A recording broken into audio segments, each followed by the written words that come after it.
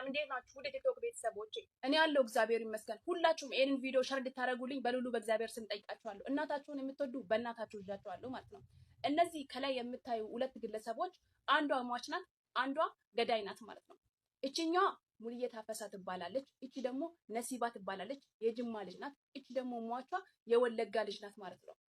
እና ነገሩ እዚህ የተፈጸመው እዚህ ሳኡዲ ውስጥ ነው። ሳኡዲ ውስጥ ነው። እባካችሁን ሁላችሁም ሸር እንድታደርጉ ይሄንን ቪዲዮ ማለት ነው። ነገሩ ምን መሰላችሁ? እቺ ጓደኛው እነዚህ ሁለት ግለሰቦች ጓደኛሞች ነበሩ። ከዛም በሆነ ጊዜ ይጣሉና በሆነ ነገር ይጣሉና ይለያያሉ። እቺም ሌላ ቦታ ነው የምትኖረው፣ እቺም ሌላ ቦታ ነው የምትኖረው ማለት ነው። ከዛም በአንድ ቀን ለዚች ለነፍሰ ጡሯ ሴት ትደውልና ይቺኛዋ ገዳዩዋ ማለት ነው ትደውልላትና በቃ ይቅር ብዬሻለሁ፣ አሁን አንቺ ነፍሰ ጡር ነሽና በቃ ይቅር ብዬሻለሁ ትላትና ይቺ ገዳዋ ኬክ ይዛ ወደዚች ቤት ትሄዳለች ማለት ነው። ወደዚች ወደ ሟቿ ቤት ትሄዳለች ኬክ ይዛ ማለት ነው። ከዛን ይቺ ደግሞ ከሁለት ጓደኞቿ ጋር ነበረች ቤት ውስጥ ማለት ነው። ከሁለት ጓደኞቿ ጋር ነበረች። ለመውለድ ደግሞ 5 ቀን ብቻ ነበር የቀራት። 5 ቀን ብቻ ለመውለድ ማለት ነው ደርሳለች። ገባችሁ? ከዛን ኬክ ለሶስታቸውም ትሰጣቸዋለች። አንቺ ቢ ስትባል ግን አይ እኔ አልበላም እናንተ ብሉ ትላቸውና ሶስታቸውንም ኬክ ሰጠቻቸው። ከዛን እነሱም ሶስቱ ያው እንግዲህ እንግዳ ይዞ የመጣ ነገር ነውና ሰላም ሰላም ነይሮች ኢንተርቴይንመንት ተከታተል ተሰንኩም አመላህለም ተርከቡ ከመለሁም ኩሉ ሰላም አና አምላክ ይመስገን ሰላሜ ካንተ ሰላም ዘለሆ ሰላም ክትኮልኝ ተተመነው ንዚ ቻናል ሐደሽ ተለሆንኩም ከም ትኩል ጊዜ ዘሎ ላይክ ሼር ሰብስክራይብ በመጓርና ቻናል ተዋላሆኑ ከም ደግሞ ላይክ ሼር ሰብስክራይብ እንዳጎርኩ ንተታውና አናጽሬተኩም ትውኒ ካውልት የተመስገን ባርከስ ለማንተ ደግሞ ከም ትመተው ዝራኹሞ ብዛዕባ መሓዛ ወይ ከዓ ዓርኪ ክናገር መፅእ ምክንያቱ መሓዛ ማለትስ እንታይ ማለት እዩ ወይ ከዓ ዓርኪ ማለት እንታይ ማለት እዩ? እዚ ግዜ ብጣዕሚ ይከፍ ዘለና እንደ ብቻ ኣይኮነን ኣይፈልጥ ብምንታይ ጀሚሮም ዲያኽኖር ግን ሪኢኹሞ ኢኹም ክልተ ዓራኽቲ ነይረን ተባኢሰን ድሓር ከዓ ይቅርታ ተባሂለን ድሕሪ ይቅርታ ደሞ ደጊመን ከይዳ ክትሪኣ ነፍሰ ጡር እያ ንክትወልድ 5 መዓልቲ ብኣፃብዕቲ ይቁፀራ 5 መዓልቲ ቀሪና ክትሪኣ ኢላ ከይዳ ግን ክትሪኣ ዘይኮነት ከይዳ ክትቀትላ ወይ ከዓ በቐል ክትብቀላ እያ ከይዳ እና ኣብዚ ሰዓት እዚ ኬክ ሒዛ ከይዳ ብልዓ ኢላ 3 ርእሰን ምስ ህፃን 4 ርእሰን ያኔ عارفون ማለት ከምቲ ዝራኽሞ እዘን ሰለስተ እዘን ክልተ ወዲያ ክመታላ እዛ ነፍሰ ጡር ግን ዓፍ ክትብል ከላ ኣብ ዝባኑ ኮነ ፀባይ ተቐቲትላታ ሕጂ ዝግበርላ ሰዶ ዓረብ እዩ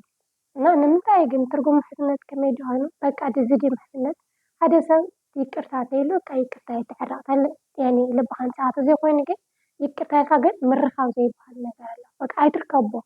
ብርሑቕካ በዲልካ ለሓቂ ኣይትርከቦ ካብ ዓይኑ ወይ ከዓ ረሓቅካው ምክንያቱ መፂም ከይዱም ንዓኻ ኣይጠቕመካ ሓቀይ ስለዚ ኣይትርከቦ ባይዘይ እዛ ቪድዮ እዚኣ ንክሰርሕ ዝገበረትኒ ሰብ ኣብ ዘይመዓልታ ይመውትን ወይ ከዓ ዘይ ፅፉፍታ የልዕልና ከምዚ ዓይነት ተመሳሳሊ ንዓየ እውን ዝኾነ ቦታ ነገቲቭ ነይሩ ኣነ እግዚአብሔር ይመስገን ኩሉ ግዜ ፀለት ወለዲ ኣይተሓደገንና ዝኾነ ግዜ ማለት እዩ ማሰብ ከንካ ትፍተን ኢኻ ካብ ፎታዊ ካብ ፀላኢ ክትንቃዮ ካብ ፎታዊ ስኻድነን ዝበሃል ነገር ኣለና ሰብ ኮይኑ ይፍተን እዩ ከይተፈተነሲ ኣይሓልፍና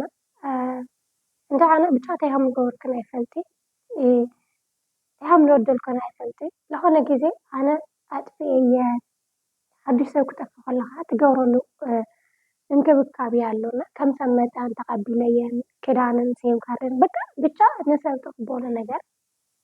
ከምኡ ኮይና ኣለና በቃ ደስ ልብል ግዜ ነይሩና እቲ ግዜ ግን ከምዚ ብቻ ሰብ ነናይ ባዕሉ ተሎ ወይ ከዓ ነናይ ባዕሉ ተፈጥራዊ እንትን ኣለውና ከምዚ እየን ክዘን ኣይደልን እየ ዘንቆልዑ ብቻ ዝኾነ እንትን ኣለውን ኣነ ዘይፈትየለን ገፀ ኣለውን ከምዚ ንዓየ ፍተውኒ ንካልእ ፀለታ ዓይነት ገለ ማለት ኢና ኣነ ብዝገፀኒ ሓደ ነይረ ዝኾነ ግዜ ግን ተገይረናኒ ቢያንስ 3 ወይ 4 ዓመት ኣብ ሓደ ገዛ ነይርና ኢና ካብኡ ዝኾነ ኣጋጣሚ እዚ ሓንቲ ትፍልናና ድሕሪ ግዜ ከዓ ናብ መጀመርታ ኣነባ ይፍለና ብዝኾነ ኣጋጣሚ ካብኡ ድሓር ዝሓንቲ ከዓ ዝኾነ ኣጋጣሚ ትወፅእ ግን ዋላ ተፈሊና ንራኸብ ነርና ኢና በቃ ዕረፍቲ ኩሉ ግዜ ባህደ ድሕሪ ግዜ ከዓ እቲ ሓንቲ ትወፅና ካብኡ ዝሓንቲ ከዓ ናባና ትመፅእ ኣብቲ ሰዓት እሱ ብዙሕ ፈተናታት ይሓልፉ ኢልናልና ግን ያው ትርጉም ምሕዝነት ዝኽፈል ከፍ ኢለ እየ ይደልና ኣይፈልጢ ኢለን ግን ድሕሪ ግዜ ናብ መጀመርታ ዝኸደትና እዛ ዳሕረይቲ ዘላ ብሓደ ይኮና ኣነም ከም ዘለኹ ያው ንወፅእ ብሓደ ንበልዕ ንሰቲ በቃ ብቻ ገዛና ኣይተፈላለዩ እምበር ሕርክነትናስ ከም ዘላ ቀፂሉ ሕጂ ኣነ ኩሉ ዝሰሓቐለይ ፈታዊ ይመስለኒ ነይሩ ኣብ ሰዓት እሱ ሓንቲ መሓዛይ በዓል ሓፍቲ ነይራ ብርግፅ ኣነ መሓዛ ኣለዋኒ ኢትያትን ለመሓዘ ኢለ ንኣብነት ግን ብጣዕሚ ሞር ዝፈትያ ሓንቲ መሓዛ ኣላ እና ዝኾነ መሓዛይ ከዓ እኒኣ ያ ሓፍቲ ኢለያ ሕጂ ኣብ ዝኾነ ክሓምያ ወይ ከዓ ብቻ ብዛዕባይ ክዓላ ገለ ሰምዕሞ ትነግረኒ ሕጂ ኣነ እንታይ ይብል ነይራ እስኺ ተሓሚን ማለት ከመይ ኢለን ኣብ ግንባር ክኻልዕላኒ ምክንያቱ ሓደ ሰብ ድሕሪካ ከልዕለካ ከሎ እስኺ ንምን ማለት يعني ቦታስ ንምንታይ ትዋ ሕጂ ኣነ እንድሕር ሓንቲ መሓዛይ ኣለያ ንዛ መሓዛይ ሳ ምሳይ ዘልዕላ ትኾኑ ያኔ ኣነ ክፍቲ ቦታ ሂቦ ኣለኹ ማለት እዩ ወይ ከዓ ኣነ ናቲ ጉዳይ እሱ ተጠያቂት እና ከምኡ ይሰምዕ ዘለና ግን ነገራት ንኽጥንቃ ወይ ከዓ ንክስሕብ ገይሮምና ዝኾነ ግዜ ሓድሽ ዓመት ነይሩ ዓመት በዓል ክነብር ደሮ ይሰርሕ ገላ ይፅዋዓና እሺ ኢለና እኒአ ሰንበት እዩ ኣውደ ዓመት እናታ ቀዳም ኣይንመፅ ኢለን ደውለን ነገረና ፀብሒ ተሰሪሑ ፀገም የለይ ብሓንቲ እያ ፀገም የለይ ዝሓለፍና ካብቲ ልደት ይመፃ ልደት ታሒዘ ናብ ልደት ክንጋነ መጀመርታ ኣነ እንታይ ይሓልም ከምዚ ዋይን ማለት እዩ ኣብ ውሽጢ መርዘእትየን ግን ከምዚ ከፊተን ዘይኮናት ብዝኾነ ሚስማር ገላ ተብላዕ ከይገላ ተንኩሎ ብኡ ትመርዝ ተእትዎ ከምኡ ዓይነት ገይረንስ ከስቲያን ኢላ ዝዋይና ብሕልመይ ሓደ ዝኾነ ቀይሕ ቆልዓ ራሄል ከይትሰትዩ ዝዋይን ዝብል ተመረዘ እዩ ኢለንሞ ኣጣዕቢትካ ዲኻ እዚ እኮ እሽግ ኖኖ ከፊተን እንትን ኣንኪለኒ ነእትየሎ ምናምን ጌትሰት ይብለኒ ብሕልመይ ካብኡ በስመ አብ ወወልድ ወመንፈስ ቅዱስ ኢለ ይትሰሞ እዛ ሕልሚ ንዝኣልፈታ መሓዛይ ነግራሞ በልዛት ተንገራ ከምዚ ትብለኒ ካብኡ በቃ ግርያት ሞ ዘንቆ ዘብልኮ ሰዓትን ሃምሳ ነከለኒ ለሆነ ተንቆዕ ስለ ትፈልጠን ነገራት ኣቕልላ ብለ ትብለኒ ሞ ኣጋጣሚ ኮይኑ ልደት ኣኺሉ ከምቲ ዝሓለምክዎ እዛ ዋይን ወይ ከዓ ዝኣንቢት ሕሰራ መፅእ ተኸፊታ እያ ዝኾነ እንትን ኣሎ ሓቀይ ጭረት ፕላስቲክ ነገር ፈሪክም ሕጂ ዋይን ከምፅእ ኦኬ ዋይን ኣምፅእ ማለት እዩ ሕጂ እዚኣ ዋይን ሓቀይካ ሓንቢት ሕጂ ዘውዝኒኣ ቀያሕ ይከፍቲ እሞ ከምዚ ብሚስማር ወይ ብዝኾነ እንትን ሃሂብል እሞ መድሓኒት ናውያት ማለት እዩ ሕጂ ብሕልሚ ይርአስ እዛ ዋይን ሰማይና ትመፅእ ካው ምስል ሓለም እኮ ተማሳሲልኝ እንዴ እንታይ ዝኸውን ለኹ ምናምን ሕጂ ኣነ መሳይ ስትኒ ደስ ዝብል ነገር ከም ዝኾነ ነገር ተጥዒማ ትካሲል መፀኒ ኣይስትኒ ሕጂ ይሪ እሞ በቃ እንትንተኒ ኣብ ጎኒ ይቕምጣ ምክንያቱ ትሸይቱ መዓልቲ ክኸፍታ ኣይደልን ልደት እዩ ሽያ ተሓልፍ ካብኡ ፋሲካ ከዓ ብሓደ ተሸይታ ኣይተኸፈተትን ተቕመጥ ፋሲካ ከዓ ምክንያቱ ሓደ መዓልቲ ንባዕለን ከፍተኒ ይደልያ ኣብ ግንባረን ቤትና እውን ክናሉ ክኸፍታ ኣይደልን ምክንያቱ ተንኮል ሓሲብ ኣለኹ ኣነና ካብ ድሓር የቐምጣ ፋሲካ ይመፅእ ፋሲካ ከዓ ኣይተማቻችናን ሓቢርና ንዑል ሓደ ዓይነት ክዳን ጌርና ተቆኒና ብቻ ንሕና ይንመስልን እንትን እዛ ዓመት በዓል ይሓልፍ ሕጂ ግንቦት 19 ናተይ ልደት እዩ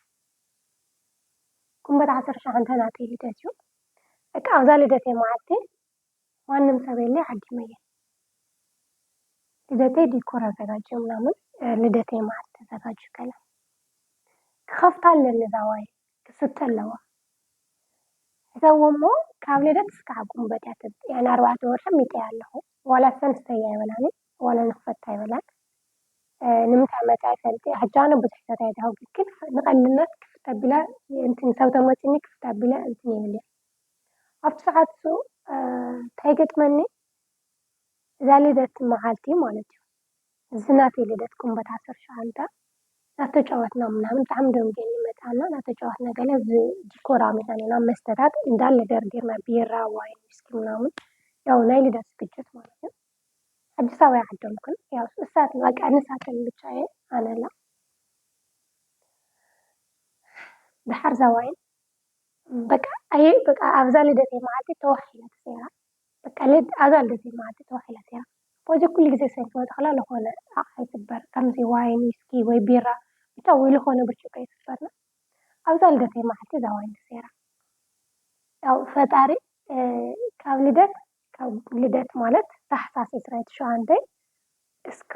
ጉንበት 19 ተቐሚጣ ፀኒሓ እዛ ዋይን ኣብ መጨረሻ ግን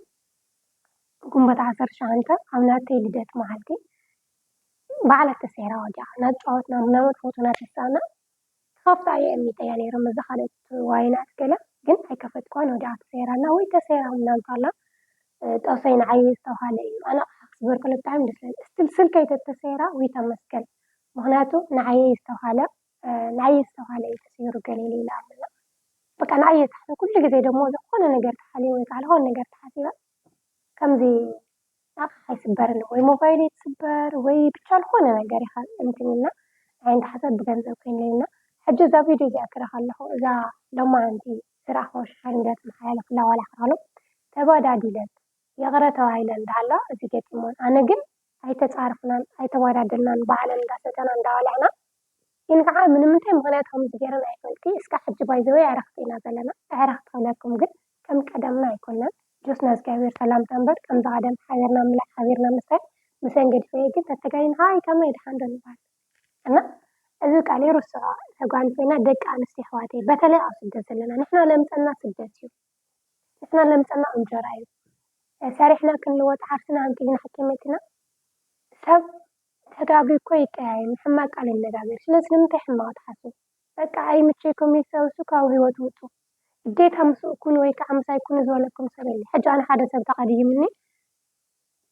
ንኸይቀይሞ ወይ ከዓ ንከይከስሮ ዝተወሰነ መጠን እንትን ክብል ክምኩር እየ እንድሕር ተቀሓሒርና ግን በቃ እሱ ናይ ባዕሉ ህይወት ኣነ ናይ ባዕሉ ምክንያቱ ንኸተኣምኖት ከም ናይ ቀደምካ ትኸውን ከቢድና እንተኸይልክን ማለት እዩ ሕማቅ ማለት ሕነ ምፍታይ ስታይ ከይኸን ሕዛ ቆልዓ ቀቲላታኒ መቸም ምሳ ነቢራት ቀሲና ትነበር ነያ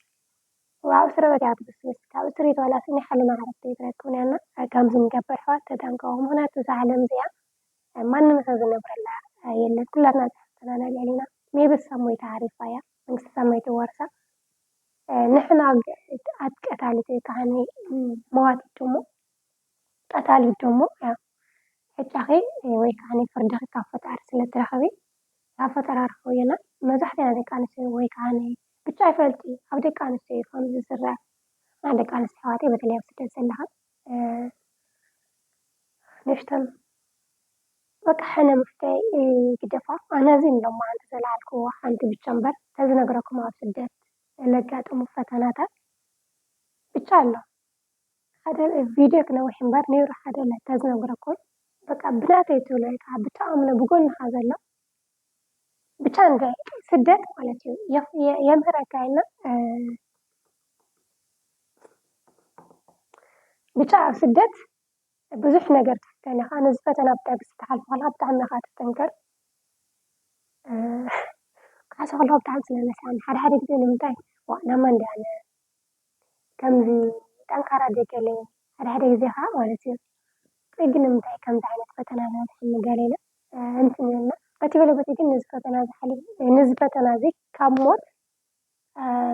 ብፀሎት ወለደይና ብፍቃድ እግዚኣብሔር ኣነ እስካዛ ለማዓንቲ ዓይነት ይነብርሁ እምበር ሜቢ ቅድሚ 2 ወይ 3 ዓመትስ ቀቲለና ነይረን ማለት እዩ ብመሓዝተይ ማለት እዩ ብመሓዝተይ ካብ ቀፂሉ ደሞ ብዝተወሰነ ኣዋርሕ ኣይቲን ብፀባላ ተሞኪረ ነይራ ትፀባ ስለትፀባ ካሊእ መዓልቲ ከለሎ ምክንያቱ ብጣዕሚ እንትን ስለዝኾነ ብፀባላ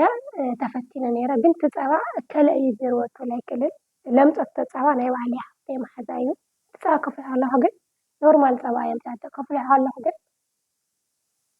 ናብ ጅቦ ድልባ ናብ ጅቦ ተቀይሩና ከምዚ መተት ዓይነቱ ማለት እዩ ኣብ ሰዓቱ ብጣዕሚ ዝደንገፅ ኩልና ብጣዕሚ እንትንበል ኩሉ ናይ ዝዋይን ገዛ ብዙሕ ይፈርሕ ናይ ፀባ ግን ብጣዕሚ ፈርሒ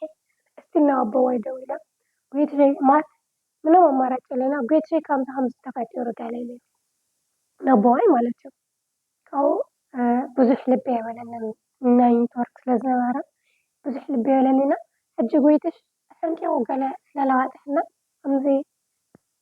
ኣይኮነን ዶ ብመጠጥ ወይ ከዓ ብከምዝና ነገርና ብዝኾነ ነገር ሰዓልቲ ተታሒዝናዚ ዝኾነ ልደንግጥ ኣቦይና ኣብ ሰዓቱ ስለለይደንገጠለይ ብጣዕሚ እየ ተናዲደ ኣቦይ ንምንታይ ከምዚ ኢሉ በቃ ንዓይ ከምዚ ዘይበለለይ ገለ ማለት ካብኡ ስለዝተፈለኸ ስናፍቆት ትረስዕዎ ድዩ ምናምን ብጣዕሚ ተበሳጪና እታ ሓፍተይ ደው ኢላ ኮርየ እየ ምናምን ተኸንከትለና ከላ ከምዚ ኢለየሲ ኣጆ ኮይሉ ፀቲንና ንምንታይ ወይ መመንጨለ ተሓፀረ ወይ መድሓኒት ወይ ገለ ዝኾነ ሞራል ስለይሃበኒ ገለ ክብላ ከለዉ ሓፍተይ ከዓ ኣጆኹም ምናምን ኢላ ናብ ገዛ ደው ኢላ ንምንታይ ዳ ከምዚ ኣምፅአኩም ከላ ራሄልሲ እንትን ዝኾነ ማለት ከምዚ ስለሆነ መኸሪ ወይ ከዓ ሓቦ ልሳን ከም ናይ ቀደም ካልኣይ ኣብ ካያ ገለ ኢላቶ ካብኡ ብጣዕሚ ደንጊፃ ናይ ሰማዕኽዋን ኔትወርክ ስለለኾነ ምስ ኔትወርክ ጉዳይ ገለ ኢልዋ ማለት ነው ኣብ ሰዓቱ እንድሓር ደው ኢሉ ኣፅናንየኒ ገለ ማለት ነው ኣብ ሰዓቱ ግን በቃ ካብቲ ልተገበረ ፀባ ናብ ኣጅቦ ልተቐየረ ዘይኮነን ናብ ሻዕኒ ናብ ገዛ ደው ኢለ በቃ ከምዚ ማለት በቃ ልትፅበየሉ ሓቂቃ ወላ ኣብ ሰዓቱ ማርያምን ጎይትሸ በቃ ንዓና ፍሉይ እዩ ማለት ኩሉ ለለኹ ወላዲ ኩሉ ግን በቃ ኣነ ጎይትሸ ክናገር እንትን ኢልና ኣብ ሰዓቱ በቃ ደንጊፀ ንምንታይ ምናምን እንድሓር ደው ኢሉ ግን እንትኒ እስኸይ ክርስቲያነይቲ ኢኸይ ጓልቱ ተቐያሕ ጎይታ ኢኸይ እቲ ቀይሕ ጎይታ ኣሚንኪ ቅዱስ ሚካኤል ኣሚንኪ ምንም ኣይትኾንን ኩሉ ናብ ማይ ክቕየር እዩ ኢሉ ማለት ነው እታ ቃልሳ ተፅናዕና ግን ሕጂ ኾነ ክሓስብ ኣለኹስ እንታይ ስለዝበደልክ በቃ እንታይ ስለዝኣበስክ ንዓየ እሞ ከዓስ ብመሓሰይ ብለኣምንን ኣይ ቲንክ ትዋይን ብዘንቆለ እዩ ያው ብሕልመይ ስለዝረኸቡ እቲ ፀባ ግን ብእከላይ ይኩል ኣይክልን ትለምፀቶ ፀባ ሓፍተይ መሓዛ እያ እታ ጥዑይ ኣምፅኣቶ ከፍልሖ ኣብ ግንባራ እየ ለፍልሕዮ ክነግር ከለኹ ሳለ ላኪት መተት ኢላትኒ ወይ ከዓ ደጊርልካ ኢላኒ ሕጂ መን ገይርዎ እቲ ፀባ ብቻ ንባዕልኻ ሕቶ ምልክት ይፈጥረልካ ኣብ ሰዓት እሱ እና ኣብ ሰዓቱ ብጣዕሚ ንባዕለይ ፈሪሐ ነዛ ሓፍተይ ምሳይ ነበረት ፈሪሐ ብቻ እስካዕ ናብ ገዛ ደው ኢለ ዋላ ናብ ናታ ስድራ ደው ኢለ መድሓኒት ድልየላ ንግልክም ኢለዩ ግን በቃ ከም ሰብ መጠን ፈሪሐ ግን ኣብ ሰዓቱ በቃ ብጣዕሚ ተደነገ ሕጂ ኾነ ክሓስብ ከለካ ግን መን የምፅእዎ እቲ ፀባ መን ኢኻ ገይሩሉ ገለ ኢለ ኩሽን ማርክ ፈጢርለይ ማለት ነው ለማንት ነበረት ፃንሒት ኣብዚ መስል ወይዘይ ብስ ሓለፈ ክትናገሮ ከለካ ኩሉ ቀሊል እዩ እና ኣሕዋተይ ማዕረይ በቓል ግደፋ ኣነ ካብ እንድሓር ባይዘይ ካብ ቀደመይም ብዙሕ ጓል መሓዛ ከምዚ ቅርብ ለለት ጓል መሓዛ ብዙሕ ኣይነበረትንን ሓንቲ ኣብ ዓዲ ጥዕያት መሓዝና ብጣዕሚ ዝፈትዮ ነይረና ኣብ ስደት ግን ሓንቲ መሓዛ ነይራት ማለት ኣለዋ ንመሓዘይ ግን ሞረካ መሓዛ እየ ዝብላ ሓንቲ እያ ካብ ድሕሪኡ ጓል መሓዛ ይኣምን ዝበልኩሉ ሰዓት ነይሩ ብድሕሪኡ ግን ከም መጋጣሚ ኮይኑ ያው ምስ ሓንቲ መሓዛ ልተክየ ነይረ ሳና ዓዲ ብስከደት ዝሮ ግን እዞም ፈተናታት ሓሊፍና ናብዚ ደረጃ በፂሕና ናብ ዩቲዩብ ከፋቲትና ናብዚ ነዚ ሕልምና ኳሲ ንዝነበገጠመና እኳ ምንጋር በፂሕና ለማንኛው ግን ኩሉ ካብ ፈጣሪ ማለት ሰብ ተበዲልካ ካብ ፈጣሪ ኢኻ ትረኽቦና ፅቡቕ ምግባር ንባዕልኻ እዩ ንማንም ኣይኮነን ፅቡቕ ግባር ንማንም ኢልና ተኸይልክን በዓል ግደፋ ኣንኸ ብጣዕሚ ካብ ለናደና ደቂ ኣንስትዮ ተባል በቃ ዝኾነ ሰብ ተበዲልካ ግድን ክትውቀለለካ ወይ ምስ ፍቕረኛኡ ክተባእሶ ወይ ክትቀትሎ ወይ ስለሱ ሕማቕ ኣነ ብዙሕ ግዜ ለጋጥመና ደቂ ኣንስትዮ ፀይዚ ሓንቲ ጓል ኣንስተይቲ እንታይትካ ወይ ትርፊ ኣካውንት ገይራ መፃ ትጅንጅነካ ወይ ትርፊ ኣካውንት ገይራ ስለ ኣፍቃራ ሕማቕ ፀባይ ትነግረካ ወይ ምስ ኣፍቃሪኣ ንኸይትዓልም ትዓፂካ ወይ በቃ ንኣፍቃሪኻ ከይትኣትለናት ሕማቕ ፀባይ ወይ ምስ ብቻ ኣይፈልቲ እና ደቂ ኣንስትዮ ፀባይ እዚ ቆይ ግን እንታይ ችግር ክንሳትኩም ደቂ ኣንስትዮ ወይ ከዓ በቃ ተቐትለካ እና ደቂ ኣንስትዮ ልቢ ግዛ ብትኽክል ልቢ ግዛ ፅቡቕ ግባር ንማንም ኢና ካብ በቐል ካብ ሕማቕ ምሕሳብ ካብ ምስ ሰብ ምፍልላይ ካብ ከዓ ወይ ኣነ ምስ እከለ ተጣልየ እሞ ምሳይ ተጣላ ካብ ማል ዓይነት ረሓኻ ምክንያቱ ሓውለ የኽበረ ማንም ኣየኽብረን መሓዙ ለየኽበረ ማንም ኣየኽብረን ኢና ዳቓል ዘሕክል ንኩሉ ግዜ ልባት ኮነክን እንዳለ ንስኹም ዘናሕውርክ ኢንተርቴንመንት ብሃፃሊ ቪድዮ እስካ ንራኸብ ሰናይ ቅንያት ዛዋይን ያው ችርስ ባይዚ ዛባይን እዚኣ ቀየይቲ እያ ግን አይ ቲንክ ዋይን ንትፈትዩ ማለት እዩ እምቢት ለማንኛው እዚኣ ቀየይቲ እያ ኣይትስክሩ ኣነ ስትንየ ጀስፎት እያ አይ ቲንክ በጣም ዳማዳም ፊናር ስለሆነ ተወሰነ ሆሮች ኢንተርቴይንመንት ፓታሊ ቤስ ካነራኸ ሰናይ ቅንያት ነፍታው ሰላም እንዴት ናችሁ? ወደ ቲክቶክ ቤተሰቦቼ እኔ ያለው እግዚአብሔር ይመስገን። ሁላችሁም ይሄንን ቪዲዮ ሸር እንድታደርጉልኝ በሉሉ በእግዚአብሔር ስም ጠይቃችኋለሁ። እናታችሁን የምትወዱ በእናታችሁ እጃችኋለሁ ማለት ነው። እነዚህ ከላይ የምታዩ ሁለት ግለሰቦች አንዷ ሟች ናት፣ አንዷ ገዳይ ናት ማለት ነው። እቺኛዋ ሙልዬ ታፈሳ ትባላለች። እቺ ደግሞ ነሲባ ትባላለች። የጅማ ልጅ ናት። እቺ ደግሞ ሟቿ የወለጋ ልጅ ናት ማለት ነው። እና ነገሩ እዚህ የተፈጸመው እዚህ ሳኡዲ ውስጥ ነው። ሳኡዲ ውስጥ ነው። እባካችሁን ሁላችሁም ሸር እንድታረጉ ይሄንን ቪዲዮ ማለት ነው። ነገሩ ምን መሰላችሁ? እቺ ጓደኛው እነዚህ ሁለት ግለሰቦች ጓደኛሞች ነበሩ። ከዛም በሆነ ጊዜ ይጣሉና በሆነ ነገር ይጣሉና ይለያያሉ። እቺም ሌላ ቦታ ነው የምትኖረው፣ እቺም ሌላ ቦታ ነው የምትኖረው ማለት ነው። ከዛም በአንድ ቀን ለዚች ለነፍሰ ጡሯ ሴት ትደውልና ይቺኛዋ ገዳዩዋ ማለት ነው ትደውልላትና በቃ ይቅር ብዬሻለሁ፣ አሁን አንቺ ነፍሰ ጡር ነሽና በቃ ይቅር ብዬሻለሁ ትላትና ይቺ ገዳዋ ኬክ ይዛ ወደዚች ቤት ትሄዳለች ማለት ነው። ወደዚች ወደ ሟቿ ቤት ትሄዳለች ኬክ ይዛ ማለት ነው። ከዛን ይቺ ደግሞ ከሁለት ጓደኞቿ ጋር ነበረች ቤት ውስጥ ማለት ነው። ከሁለት ጓደኞቿ ጋር ነበረች። ለመውለድ ደግሞ 5 ቀን ብቻ ነበር የቀራት። 5 ቀን ብቻ ለመውለድ ማለት ነው ደርሳለች። ገባችሁ?